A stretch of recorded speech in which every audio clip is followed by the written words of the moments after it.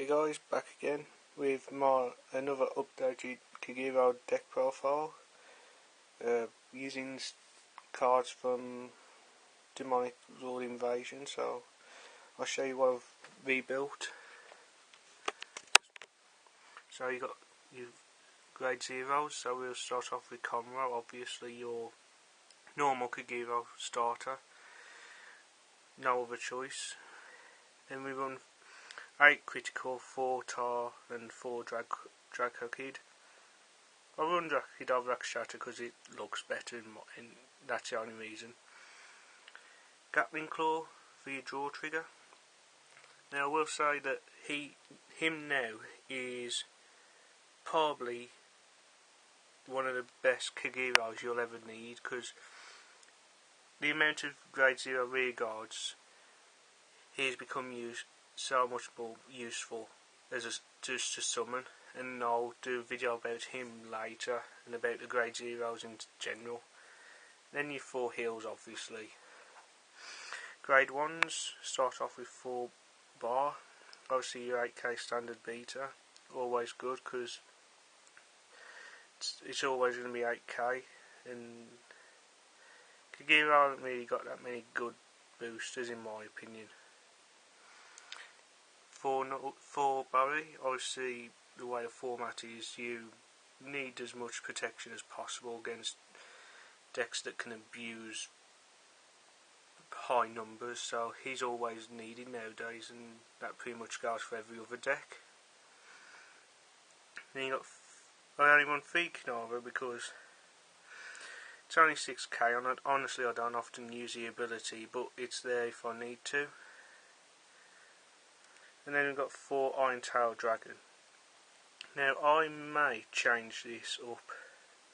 I might put Laundress in, which if you don't know is if your opponent's got 2 or less rear guard, it gains 3000 power.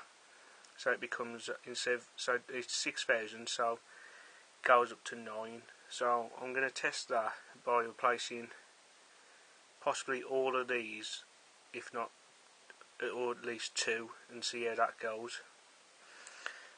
Then we've got grade 2s, we've got 7 10k vanillas, because Kagero is one of only the 3 clans that have got these now, which are the other 2 being Roll and Shadow Paladins. So basically premise is just to beat down your opponent with as much power as possible now with Kagero, and it's slightly changed it. And then got 4 Berserk Dragon. Might take one out and put the 4th one of this Garp in, so we'll see how that goes. But Berserk's still useful, especially if there's something annoying that you don't want coming back, because we do run Lawkeeper, moving on to the grade 3s, and obviously for Lawkeeper, because you do want to draw into him as your main Vanguard. If you've seen my previous video, I think I had him at 3 last time, so a bit of a change, but he's good, because basically he pushes your opponent to drop out the entire hand just to continuously guard against the field. Then run 3 dual axe Arc Dragons. Now I've replaced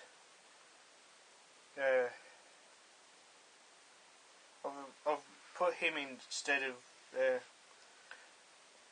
Dragonic Executioner, because he's 1000 power bear half, and he doesn't have to attack the Vanguard for the effect to activate. And having him with Lawkeeper as your Vanguard using the effect, he's going to be there are 2 13ks before any boosting. So I know it's only 1000 more power, but in essence that 1000 more power could win you the battle. So I mean, that's the Kagero deck. I'll just pause it for the time being, and to just show what the ideal field is for this deck. So back after this, just after that quick break. basically, in essence, this is the ideal field you'd want to have against your opponent, because this now will always be 21,000. And like I say, if depending on how Lundres does, your base field would be replaced by them, which would be 9Ks, and then you'd have 22s on the field, which honestly gets a bit harder to defend continuously, because if you get a trigger, it's much harder, especially with the 11K Vanguards. But so that's the deck in general, and what the main field presence should be. Tell me what you think of the deck and what you'd probably change in it. And honestly, the deck runs very consistent. There are times when you get bad hands, but that's Vanguard itself. But I'll always end up winning into the Lawkeeper for most times, and I have actually had this occasion once. I've even had a whole Lawkeeper front row, which was shown in one of my videos.